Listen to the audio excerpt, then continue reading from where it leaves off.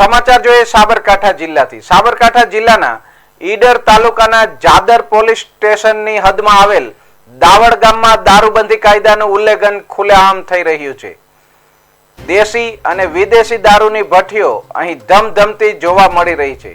ખાસ કરીને દાવડ અને સપ્તેશ્વર જતા ચોકડી વિસ્તારમાં દારૂનું વેચાણ જાહેરમાં ચાલી રહ્યું છે। આ સમગ્ર ઘટના રાજ્યમાં દારૂબંધીની અમલવારી પર ગંભીર સવાલો ઊભા કરે છે। દાવડ ગામમાં સંજય નામનો બુટલેગર બેધડક રીતે દેશી દારૂ વેચતો હોવાનું બહાર આવ્યું છે। સપ્તેશ્વર જે પવિત્ર યાત્રાધામ તરીકે ઓળખાય છે, તેના રસ્તે પસાર થતા શ્રદ્ધાળુઓ માટે આ સ્થિતિ શરમજનક બની રહી છે। ભક્તિ સ્થળ નજીકનું દારૂનું વેચાણ ખુલ્લેઆમ વેચાણ ગંભીર અસામાજિક પ્રશ્ન ઊભા કરે છે।